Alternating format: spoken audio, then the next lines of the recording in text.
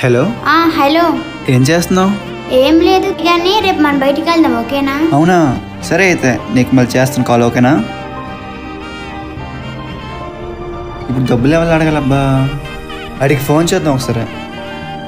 నేను డబ్బులు కావాలరా, కొంచెం అర్జెంట్ రా. సరే చేస్తాను చూడు. సరేరా, చాలా థ్యాంక్స్ రా. యా, డబ్బులు కూడా సెట్ అయిపోయాయి.